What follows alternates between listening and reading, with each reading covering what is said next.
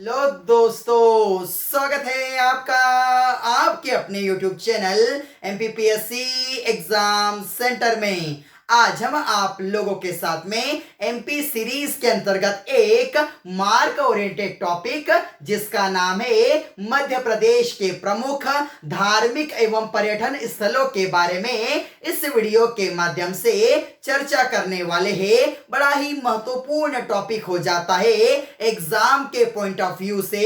यहाँ से कई सारे क्वेश्चन एग्जाम में बने हैं और आने वाले समय में भी इस टॉपिक से कई सारे क्वेश्चन आपको एग्जाम में दिखने वाले हैं। तो आइए बात करते हैं संपूर्ण जानकारी आप लोगों को मानचित्र के द्वारा और संपूर्ण फैक्ट, इसके अलावा कई सारी जानकारियां आप लोगों को उपलब्ध कराने वाला हूं। वीडियो के साथ अंत तक बने रहना।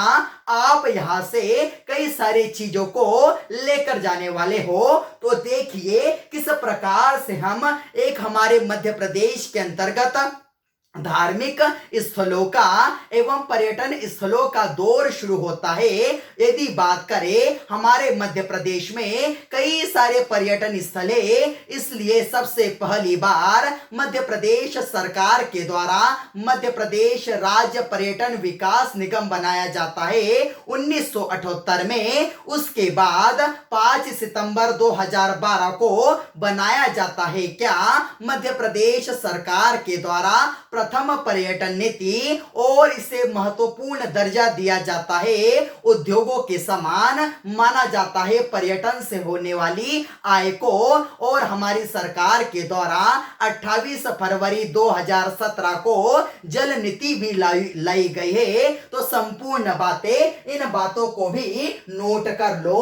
अब शुरुआत करते हैं दतिया से। दतिया को जाना जाता है लघु वृंदावन के उपनाम से। किस संभाग में आता है? तो ग्वालियर संभाग में आता है। दतिया की यदि बात करें तो मैंने आपको बताया था सिंध नदी यहां से प्रवाहित होती है। इसी दतिया के अंतर्गत एक बड़ा प्रसिद्ध मेला सनकुआ का मेला लगता है और इसी दतिया में है मां पीतांबरा पीठ। बड़ा ही महत्वपूर्ण क्वेश्चन है, याद रखना। मां पीतांबरा पीठ मध्य प्रदेश के किस जिले में है? तो दतिया जिले में है। यहां से एक और क्वेश्चन बनता है, मां पीतांबरा पीठ में यदि आप जाओगे तो आप किस देवी के दर्शन करोगे?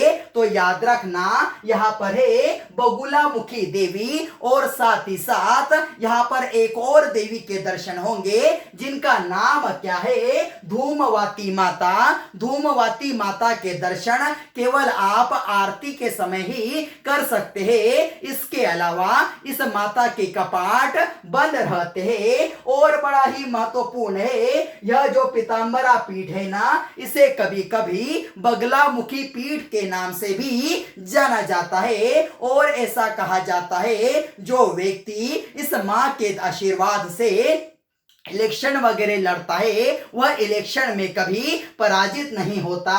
इसी प्रीमाइसेस के अंतर्गत वनखंडेश्वर मंदिर है। यह मंदिर किसे समर्पित है? तो भगवान शिव को समर्पित है। और एक बड़ा ही महत्वपूर्ण क्वेश्चन यहां से बनता है, इस मंदिर का निर्माण किसके द्वारा कराया गया था? 1175 में निर्माण कराया गया था पृथ्वीराज चौहान के द्वारा। और इस मंदिर के अंतर्गत जितने भी महत्वपूर्ण स्थल देखने के लिए मिलते हैं उनका संबंध महाभारत काल से रहा है। थोड़ा सा नीचे आते हैं, सोनागिरी के बारे में बात करते हैं। सोनागिरी जैन तीर्थ स्थल के रूप में जाना जाता है। बड़ा ही महत्वपूर्ण तीर्थ स्थल हो जाता है सोनागिरी। एग्जाम में एज इट इज पूछ लेते हैं कि बताइए जैन धर्म का सबसे प्रसिद्ध जो धर्म स्थल जिसका नाम है सोनागिरी मध्य प्रदेश के किस जिले में है? तो दतिया में है।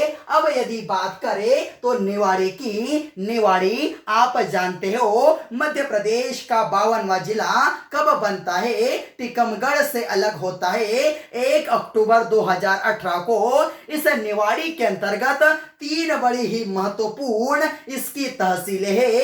एक स्वयं है निवाड़ी, दूसरा बड़ा ही महत्वपूर्ण है ओरछा, और तीसरा है पृथ्वीपुर। इस ओरछा के बारे में सुनो। ओरछा किस नदी के किनारे बसा है? तो बेतवा नदी के किनारे बसा है। और महत्वपूर्ण यहां से एग्जाम में क्वेश्चन बनते हैं, याद रखना। राम राजा मंदिर मध्य प्रदेश के किस जिले में है? तो निवाड़ी के ओरछा में है। और याद रखना यहाँ पर जो हमारे आराध्य प्रभु श्री राम है ना, उन्हें पूजा जाता है राजा के समान। चतुर्भुज मंदिर यहाँ पर है। लक्ष्मी नारायण मंदिर है। लक्ष्मी नारायण मंदिर भगवान विष्णु को समर्पित है। इस मंदिर की एक खासियत है, इस मंदिर का जो निर्माण है ना, मंदिर प्लस किले की शैली में किया गया है। यहाँ पर है जहांगीर महल, बड़ा ही महत्वपूर्ण महल है। इस महल का निर्माण वीर सिंह बुंदेला के द्वारा अपने मित्र जहांगीर के रुकने के लिए कराया था। जब जहांगीर अपने पिता के खिलाफ इलाहाबाद में विद्रोह करता है, वह यहाँ पर भाग कर आ जाता है। अपने मित्र से कहता है, जो अकबर के 9 रत्नों में शामिल था अबुल फजल, उसकी हत्या को कर दो। तो वीर सिंह बुंदेला के द्वारा उसकी हत्या भी कर दी जाती है। और बड़ा ही महत्वपूर्ण है, यह जो ओरछा है ना, यह बात करे तो बुंदेलखंड की राजधानी के रूप में जाना जाता था। इस ओरछा को किसने बसाया है? तो 16वीं शताब्दी में रुद्र प्रताप के द्वारा इस ओरछा की स्थापना की गई थी। और कई सारे क्वेश्चन यहां से एग्जाम में बनते हैं। आपसे पूछे कि बताइए बुंदेलखंड के शिवाजी के रूप में किसे जाना जाता है? तो छत्रसाल जी को जाना जाता है बुंदेलखंड के शिवाजी के रूप में। नीचे आते हैं, बात करते हैं छतरपुर की। छतरपुर के अंतर्गत एक बड़ा ही महत्वपूर्ण स्थल जिसका नाम है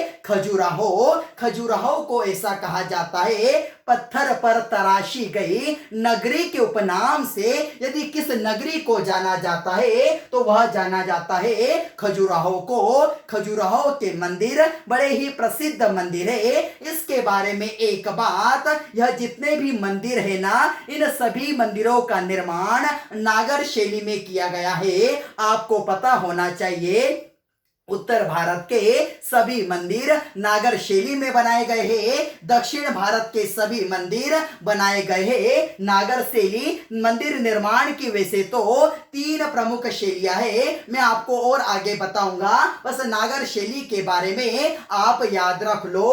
उसके बाद यदि बात करें तो कई सारे क्वेश्चन यहाँ पर खजुराहो के जो मंदिर जब चंदेल शासकों के द्वारा 10वीं और 11वीं शताब्दी में बनाए गए थे, वह कितने कुल उन मंदिरों की संख्या मूल रूप से कितनी हुआ करती थी? तो 85 कुल मंदिर बनाए गए थे, जिसमें से वर्तमान में 21 या 22 मंदिर अभी बचे हुए हैं। और यहां से एक क्वेश्चन ऐसा बनता है, 2009 में भारत के 7 वंडर्स में इन मंदिरों को शामिल किया गया है। खजुराहो के मंदिरों के बारे में आप तो जानते हो, यूनेस्को के द्वारा इन सभी मंदिरों को 1986 में विश्व विरासत धरोहर में शामिल किया गया था। खजुराहो के मंदिरों को 3 श्रेणियों में बांटा गया है। कौन सी 3 श्रेणियां? उसके 3 समूह बनाए गए हैं। सबसे पूर्वी समूह, सबसे पश्चिमी समूह और सबसे दक्षिणी समूह।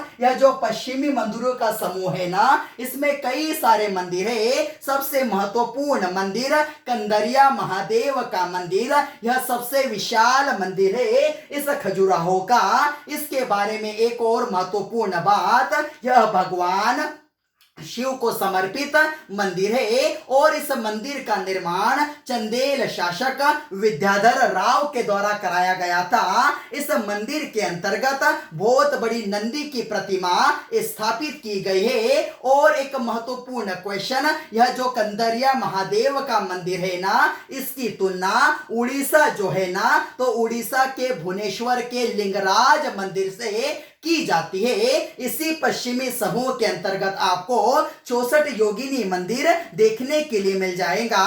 याद रखना 64 योगिनी मंदिर मध्य प्रदेश में 2 है, एक है जबलपुर में और एक है खजुराहो में। खजुराहो का जो 64 योगिनी मंदिर है ना, उसका निर्माण ग्रेनाइट पत्थरों के द्वारा कराया गया है। एक और महत्वपूर्ण बात, संपूर्ण खजुराहो का सबसे प्राचीन मंदिर आपसे पूछे तो 64 योगिनी मंदिर है, इसे टिक करना। और एक क्वेश्चन यहां से बनता है, इसका आकार कैसा है? 64 योगिनी मंदिर का आकार याद रखना आयताकार है। और उसके बाद में है एक बड़ा ही महत्वपूर्ण मंदिर ऐसा है, चित्रगुप्त मंदिर के बारे में आपने सुना होगा। चित्रगुप्त मंदिर वैसे तो किसे समर्पित है? भगवान सूर्य को समर्पित है। गंडदेव के द्वारा इस मंदिर का निर्माण कराया गया था और इसके गर्भगृह में भगवान सूर्य की प्रतिमा के साथ साथ चित्रगुप्त की प्रतिमा भी स्थापित की गई है। यदि बात करें तो लक्ष्मी नारायण मंदिर भी आपको देखने के लिए मिल जाएगा, अर्थात लक्ष्मण मंदिर के रूप में जिसे जाना जाता है। यशोवर्मन के द्वारा इस मंदिर का निर्माण कराया गया था। और एक बात महत्वपूर्ण है, यह जो मंदिर है ना, भगवान विष्णु को समर्पित है। इस मंदिर के अंतर्गत 100 फीट ऊंची भगवान विष्णु की प्रतिमा है। अब यदि बात करें तो यह तो हमारे हुए कौन से वाले, एक यहाँ पर विश्वनाथ मंदिर भी है। विश्वनाथ मंदिर बड़ा ही महत्वपूर्ण मंदिर माना जाता है। अब यदि बात करें तो पूर्वी समूह के अंतर्गत जो मंदिर बने हैं वह जैन धर्म से संबंधित है। पार्श्वनाथ का मंदिर जो पंच रथ शैली में निर्मित किया गया है। साथ ही साथ घटाई मंदिर है। घटाई मंदिर के बारे में याद रखना, यह जो मंदिर है ना, यह भगवान महावीर की माता को जो 16 स्वप्न आए थे उनसे संबंधित सभी बातों को वहां पर दर्शाया गया है। और धंग देव के द्वारा इस मंदिर का निर्माण कराया गया था। दक्षिण के अंतर्गत चतुर्भुज मंदिर और साथ ही साथ दूल्हा देव मंदिर है। दूल्हा देव मंदिर भगवान शिव को समर्पित है। यह भी बड़ा महत्वपूर्ण मंदिर है। यदि देखें तो थोड़ा सा खंडित हो चुका है। इसके गर्भगृह के अंतर्गत एक प्रतिमा को स्थापित किया गया है। तो खजुराहो के मंदिरों के बारे में संपूर्ण जानकारी आपको दे दी। अब बात करते हैं सतना के बारे में। सतना में भी है बड़ा ही महत्वपूर्ण स्थल जिसका नाम है चित्रकूट। किस नदी के किनारे बसा है? चित्रकूट तो मंदाकिनी नदी के किनारे बसा है। और आपको पता होना चाहिए 2009 में पवित्र नगर घोषित किया गया है। किसे? चित्रकूट को। चित्रकूट में गधों का मेला बड़ा ही प्रसिद्ध हो जाता है।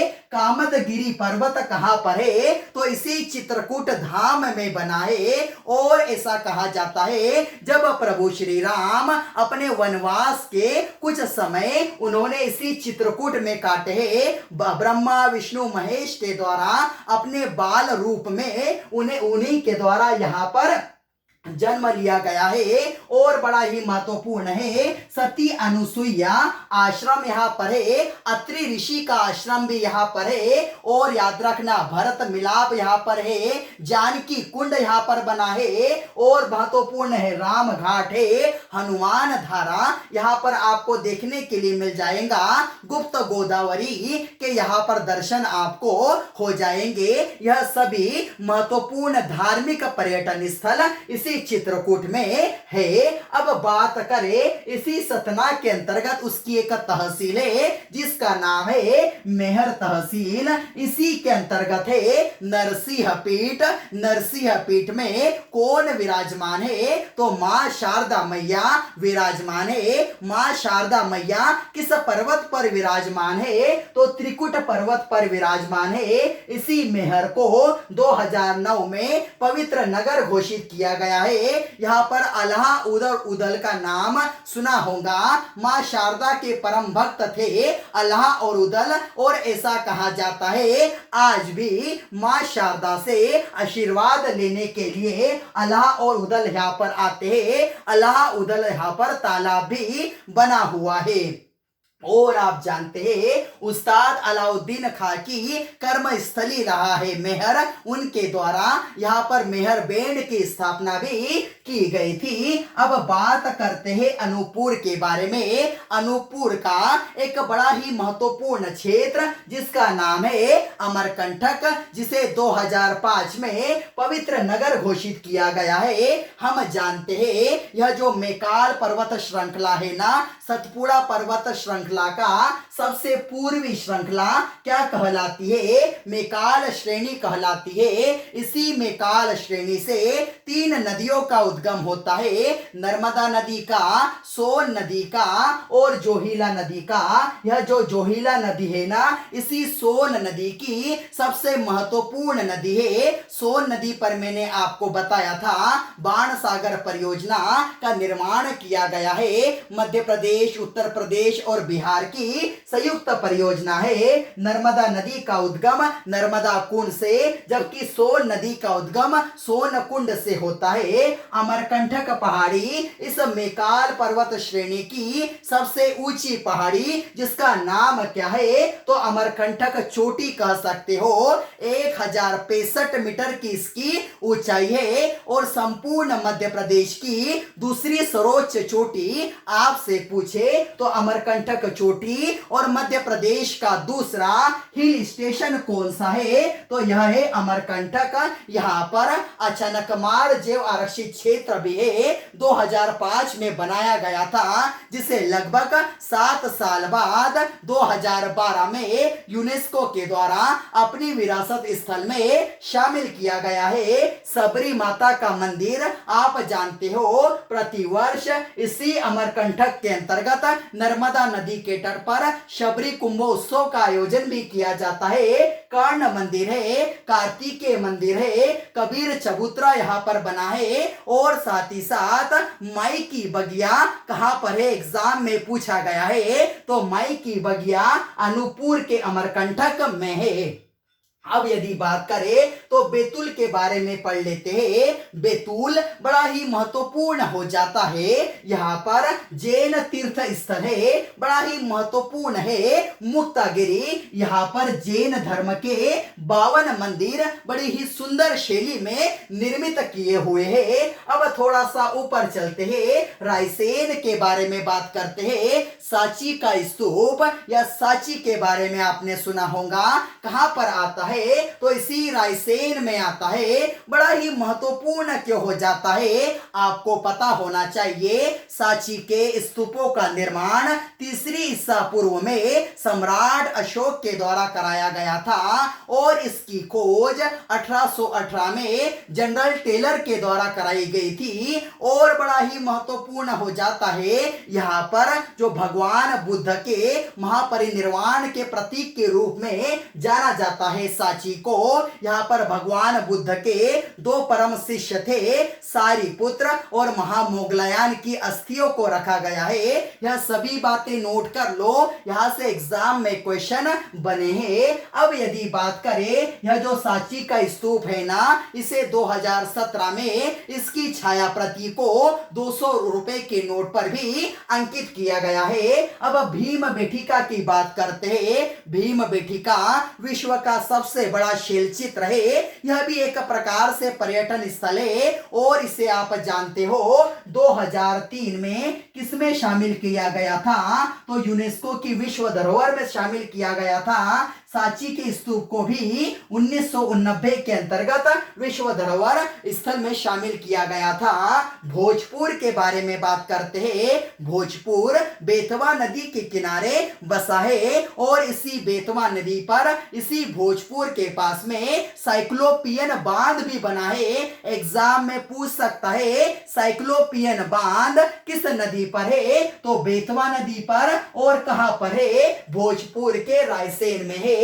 इसी भोजपुर के अंतर्गत परमार वंश के राजा भोज के द्वारा निर्माण किया गया है भोजपुर मंदिर का। और इसी भोजपुर मंदिर में याद रखना स्थापित किया गया है विश्व का सबसे ऊंचा शिवलिंग। विश्व का सबसे ऊंचा शिवलिंग किस मंदिर में है? तो भोजपुर मंदिर में है। कितना फीट ऊंचा है? तो 18 फीट ऊंचा है। यदि मीटर में बात करें तो 5.5 मीटर इस शिवलिंग की कुल ऊंचाई है। और याद रखना भोजपुर के मंदिर को उत्तर भारत के सोमनाथ के रूप में या मध्य प्रदेश के सोमनाथ के रूप में किस मंदिर को जाना जाता है? तो इसी भोजपुर के मंदिर को जाना जाता है। संपूर्ण बातें आपको मैंने यहां पर बता दी। अब बात करते हैं किसके बारे में? होशंगाबाद के बारे में। होशंगाबाद बड़ा ही महत्वपूर्ण हो जाता है। होशंगाबाद में एक बड़ा ही महत्वपूर्ण पर्यटन स्थल जिसका नाम है पचमढ़ी। इसकी खोज 1862 में खोज की गई थी फोर्सिथ के द्वारा।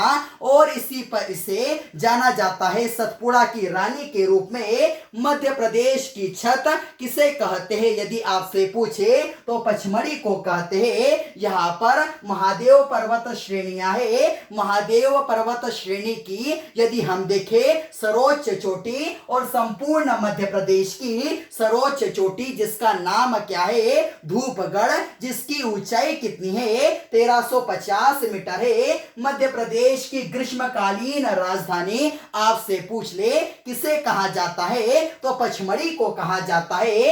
एक बड़ा ही स्वास्थ्यवर्धक हिल स्टेशन माना जाता है पचमढ़ी। और इसी पचमढ़ी के अंतर्गत सतपुड़ा राष्ट्रीय उद्यान है। इसी सतपुड़ा राष्ट्रीय उद्यान में पचमढ़ी जैव आरक्षित क्षेत्र है। इसे कब बनाया गया था?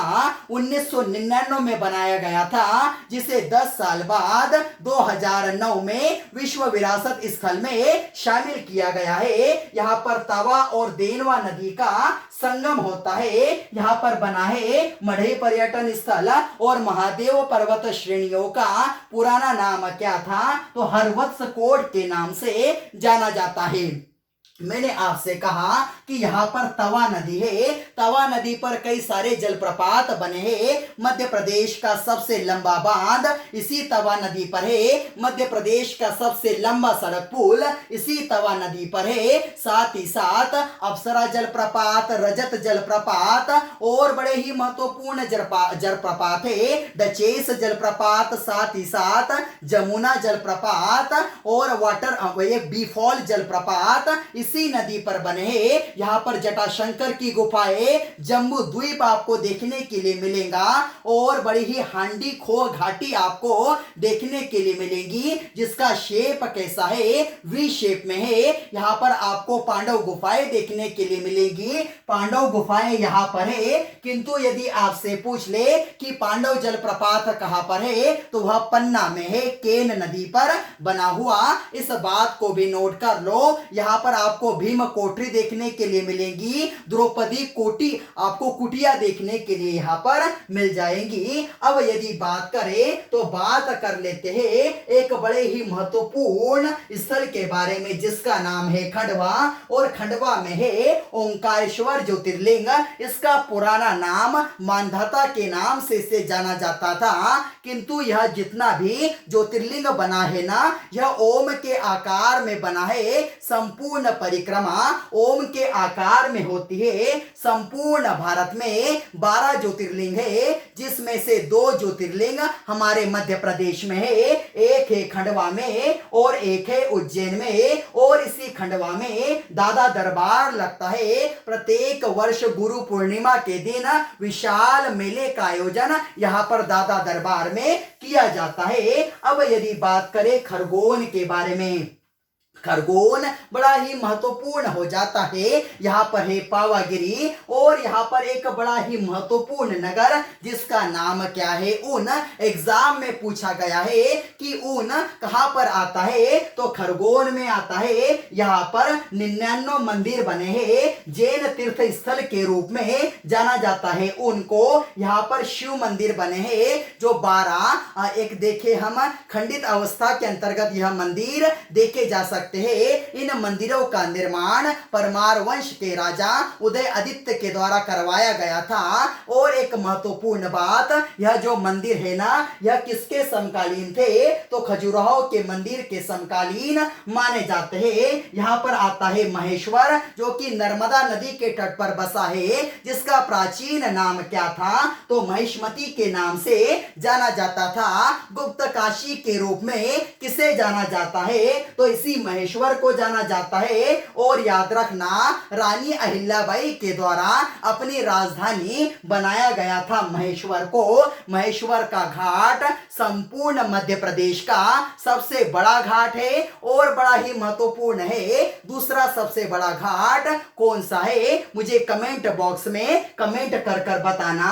और याद रखना, महेश्वर की साड़ियों के बारे में यहां से क्वेश्चन बनता है। सहस्त्रधारा जलप्रपात है, इसी के पास में है गंधक झरना। इस झरने में स्नान करने से जितनी भी त्वचा संबंधी बीमारियां होती है वह दूर हो जाती है। अब बात करते हैं बड़वानी के बारे में। बड़वानी बड़ा ही महत्वपूर्ण हो जाता है। बड़वानी में है 52 गजा। बड़वानी के बारे में एक छोटी सी बात, यह जो एरिया है ना, निमाड़ कहलाता है। निमाड़ का पेरिस किसे कहा जाता है? इसी बड़वानी को कहा जाता है। इसी 52 गजा में प्रथम जैन तीर्थंकर ऋषभदेव की प्रतिमा है और भगवान आदिनाथ की 72 फीट ऊंची प्रतिमा इसी 52 गजा में है। एक महत्वपूर्ण बात नोट कर लो, आपने सुना होगा कर्नाटक के श्रवण बेंगोला के बारे में। वहां पर बाहुबली की मूर्ति बनी है, जिसे गोमतेश्वर प्रतिमा के नाम से जाना जाता है।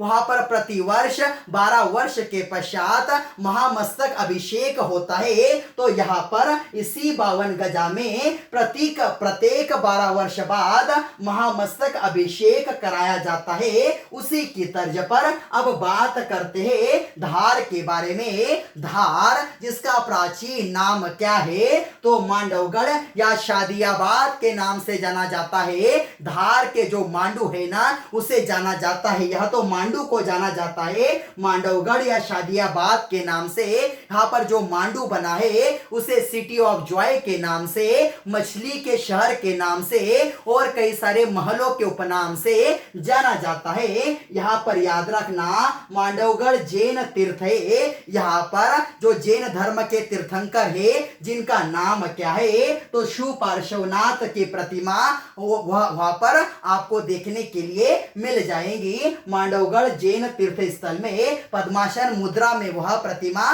स्थापित की गई है। अब यदि बात करें तो इंदौर के बारे में बात कर लेते हैं। जैन तीर्थ स्थल बड़ा ही महत्वपूर्ण है, जिसका नाम क्या है? गोमठगिरी। एग्जाम में पूछा गया है गोमठगिरी, जो कि जैन धर्म का बड़ा ही महत्वपूर्ण तीर्थ स्थल है। मध्य प्रदेश के किस जिले में है? इंदौर में है। देवास के बारे में बात करते हैं। देवास मां चामुंडा की नगरी के उपनाम से जाना जाता है। देवास को इसी देवास के अंतर्गत जैन धर्म का बड़ा ही महत्वपूर्ण तीर्थ स्थल, जिसका नाम है पुष्पगिरी, सोनकच्छ में इसकी तहसील में है। यहाँ से काली सिंध नदी का उद्गम होता है बागली गांव से। उसी नदी के किनारे है कौन सा तीर्थ स्थल? तो पुष्पगिरी। किस प्रकार से? याद रख लो, देव से, देवास से कर दो देव। देव को क्या अर्पित किए जाते हैं? पुष्प। और पुष्प किसके समान दिखते हैं? पीले पीले से, अर्थात सोने के समान दिखते हैं। उज्जैन के बारे में बात करें, उज्जैन तो बड़ा महत्वपूर्ण हो जाता है। उज्जैन को जाना जाता है मंदिरों की नगरी के रूप में और मेलों की नगरी के रूप में। सबसे ज्यादा मेले, 227 मेलों का आयोजन उज्जैन में किया जाता है। उज्जैन शिप्रा नदी के तट पर बसा है और आप जानते हो प्रत्येक 12 वर्ष बाद यहाँ पर आयोजित किया जाता है सिंहस्थ, या जिसे हम कुंभ मेले के नाम से भी जानते हैं। 2016 में आयोजित किया गया था। 2028 में 12 वर्ष पश्चात आयोजित किया जाएगा। और यहाँ पर है महाकालेश्वर ज्योतिर्लिंग, मध्य प्रदेश का दूसरा ज्योतिर्लिंग, संपूर्ण भारत के के 12 ज्योतिर्लिंगों में से एक यह दक्षिण मुखी ज्योतिर्लिंग है। इस बात को भी नोट कर लो। अब बात करते हैं मंदसौर के बारे में। मंदसौर जो है ना किस नदी के किनारे बसा है? तो शिवना नदी के किनारे बसा है। इसी शिवना नदी के किनारे पशुपतिनाथ मंदिर है। और याद रखना, इस पशुपतिनाथ मंदिर की तुलना नेपाल के काठमांडू में स्थित पशुपतिनाथ की प्रतिमा से की जाती है। यहाँ पर अष्टमुखी प्रतिमा विराजमान है। इस मंदसौर का पुराना नाम क्या है? एग्जाम में पूछा गया है। दशपुर के नाम से जाना जाता है, ग्यारसपुर के नाम से जाना जाता है और इंद्रगढ़ के नाम से जाना जाता है मंदसौर को। मंदसौर रावण की पत्नी मंदोदरी का संबंध यही से रहा है। और याद रखना, यह जो विदिशा है ना, तो सम्राट अशोक की पत्नी महादेवी का संबंध यहां से था। दोनों बातें अलग अलग है, इस बात को नोट कर लो। और यहाँ पर एक छोटी सी बात रह रही है भरूच स्तूप के बारे में। बड़े ही महत्वपूर्ण स्तूप है। यह जो स्तूप है ना, शुंग काल के द्वारा निर्मित किया गया था। शुंग काल में आपने शुंग वंश के बारे में सुना होगा। शुंग वंश का उदय कब होता है? तो मौर्य वंश के बाद होता है। उसमें एक शासक थे पुष्यमित्र शुंग के बारे में सुना होगा। उन्होंने लगभग 84,000 स्तूपों को नष्ट करवा दिया था। कई सारे वन विहारों को जला दिया था। कई सारे बौद्ध भिक्षुओं की हत्या कर दी थी। किंतु उन्हीं के हम देखें, उन्हीं के शासनकाल के अंतर्गत अर्थात शुंग काल के अंतर्गत एक स्तूप बनाया गया है, भरूच स्तूप। इसकी खोज 1873 के अंतर्गत याद रखना किसके द्वारा की गई थी? तो अलेक्जेंडर के द्वारा की गई थी। अलेक्जेंडर कनिंघम उनका पूरा नाम है। यहाँ पर जो है लगभग 63 फीट ऊंचा यह स्तूप है और यह लगभग क्षतिग्रस्त हुआ है। इसके अवशेष कलकत्ता संग्रहालय में रखे हैं। अब यदि बात करें तो बात कर रहे थे विदिशा के बारे में। विदिशा अभी आपको बताया कहां से संबंध था, तो सम्राट अशोक की पत्नी महादेवी का यही से संबंध रहा है। इसका भी प्राचीन नाम भेलसा या बेसनगर कई बार एग्जाम में पूछा गया है। यहाँ पर है गरुड़ ध्वज, बड़ा ही महत्वपूर्ण हो जाता है गरुड़ ध्वज। जिस समय शासन चल रहा था शुंग वंश का, उनके एक राजा थे भागवत। भागवत के शासनकाल में ग्रीक राजा का एक राजदूत था जिसका नाम था हेलियोडोरस।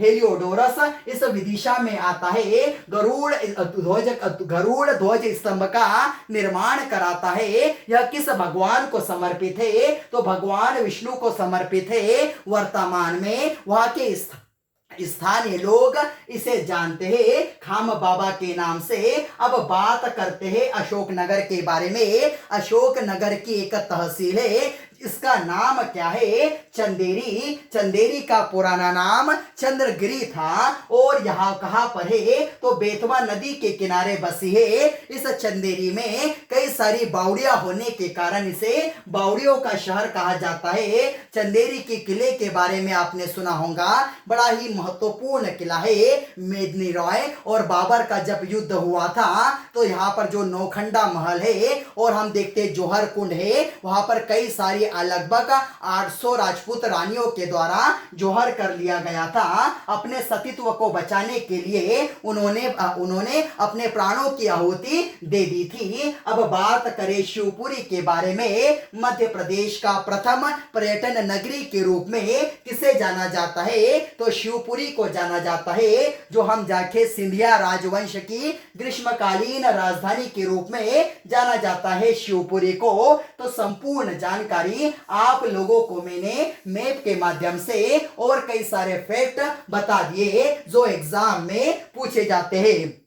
यहां से मोटे तौर पर यही क्वेश्चन बनते हैं जैन तीर्थ स्थलों के बारे में, कई सारे मंदिरों के बारे में। यह जितने भी जो स्थल है जो विश्व विरासत स्थल में शामिल किए गए हैं, तो एक इसका स्क्रीनशॉट ले लो और अपने अच्छे नोट्स प्रिपेयर करना। उम्मीद करता हूं आपको यह जानकारी पसंद आई होंगी। यदि आप लोगों को यह वीडियो अच्छा लगा हो तो इस वीडियो को ज्यादा से ज्यादा लाइक कीजिए, अपने दोस्तों के साथ शेयर कीजिए और चैनल को सब्सक्राइब जरूर करना, जिससे आप लोगों को आने वाली नोटिफिकेशन प्रॉपर वे में मिल सके। जय हिंद।